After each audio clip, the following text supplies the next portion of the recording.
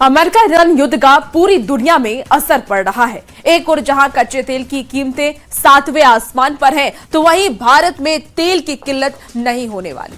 आखिर तेल के खेल से निपटने का क्या है भारत का फॉर्मूला, इस रिपोर्ट के जरिए आपको समझाते हैं।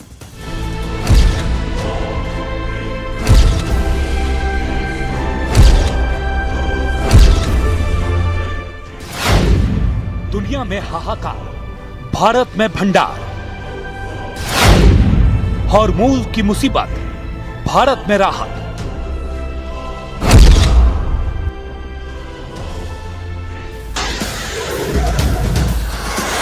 पश्चिम एशिया जब युद्ध की आग में जल रहा है, दुनिया के कई देश इस आग से झुलस रहे हैं और हॉर्मूज स्ट्रेट में तेल सप्लाई बंद होने की मार पूरी दुनिया पर पड़ रही है। ऐसे वक्त में भी भारत में अब तक पेट्रोल डीजल की कीमतों में कोई बढ़ोतरी नहीं हुई है। पिछले 2 महीनों में ब्रेंट क्रूड $70 से बढ़कर $126 प्रति बैरल पर पहुंच गया, लेकिन भारत में अब भी पेट्रोल की कीमत में कोई बढ़ोतरी नहीं हुई। मतलब दुनिया का सबसे बड़ा ऊर्जा संकट, लेकिन भारत में पेट्रोल डीजल के दाम जस के तस। अब जिस तरह की सिचुएशन डेवलप हो रही है उसमें ये जो है काफी अनिश्चितताएं बनी रहेंगी और जो सप्लाई चेन की कंटिन्यूटी है, होपफुली जैसे गवर्नमेंट ने अभी तक बहुत अच्छी तरह उसको मेंटेन किया है, वो मेंटेन रहेगी। दुनिया पर तेल संकट का असर। बांग्लादेश फ्यूल राशनिंग, तेल खरीद पर कैप। श्रीलंका 4 दिन का वर्क वीक और फ्यूल पास। फिलीपींस राष्ट्रीय ऊर्जा आपातकाल। पाकिस्तान सरकारी दफ्तरों में कटौती। स्पेन अरबों यूरो का राहत पैकेज। दक्षिण कोरिया 30 साल में पहली बार फ्यूल प्राइस कैप।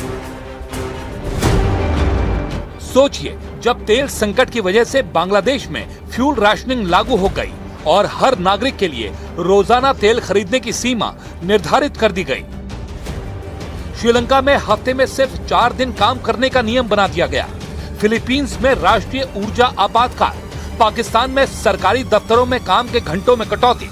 स्पेन में अरबों यूरो का राहत पैकेज और दक्षिण कोरिया में 30 साल बाद ईंधन मूल्य सीमा निर्धारित कर दी गई।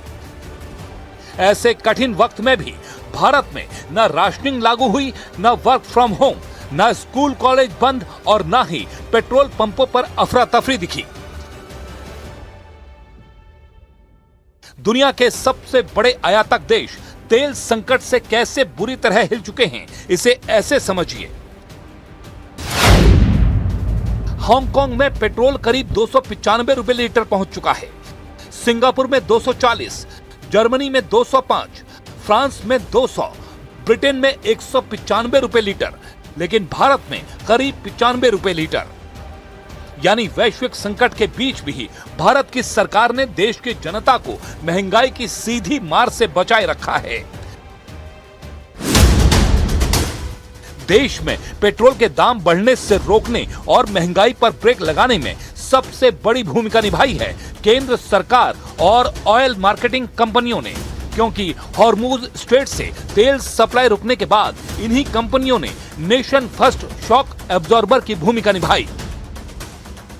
आज अगर भारतीय ऑयल मार्केटिंग कंपनीज ने भार लोगों के ऊपर नहीं डाला है तो इसका असर ये हुआ है कि इन्फ्लेशन जो कि आउट ऑफ कंट्रोल जा सकती थी, खासकर डीजल की कीमत बढ़ने से उस पर लगाम लगी और इन्फ्लेशन थोड़ी बहुत कुछ इलाके में सप्लाई डिसरप्शंस होने की वजह से कुछ सेक्टर्स में ज़रूर बढ़ी होगी, परंतु बहुत बड़ा भार जो इन्फ्लेशन का भारत में लोगों के ऊपर पड़ सकता था, भारतीय अर्थव्यवस्था पर पड़ सकता था, वो होने से रुक गया।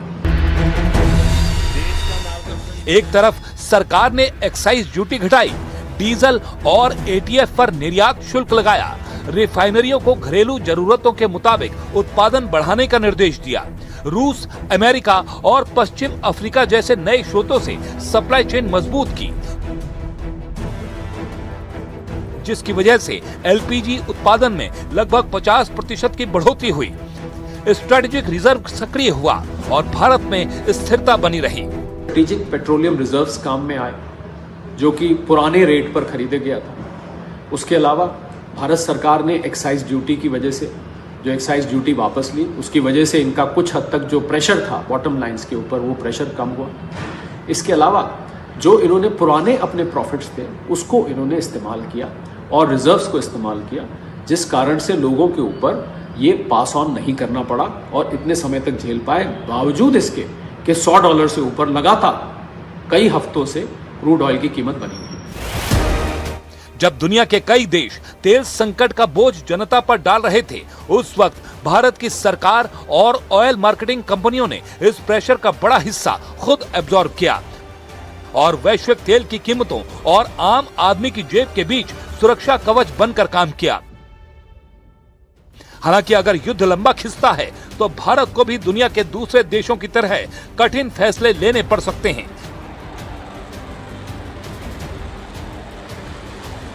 लेकिन फिलहाल भारत ने दिखा दिया है कि मजबूत नीति, ऊर्जा के विकल्पों की तलाश और रणनीतिक तैयारी से वैश्विक संकट के बीच भी देश को स्थिर रखा जा सकता है। ये सिर्फ तेल की कहानी नहीं, ये भारत की आर्थिक मजबूती, रणनीतिक तैयारी और 140 करोड़ नागरिकों को महंगाई से बचाने की नीति का बड़ा उदाहरण है। पश्चिम एशिया जल रहा है, दुनिया महंगे तेल से जूझ रही है, लेकिन भारत अब भी मजबूती से खड़ा है।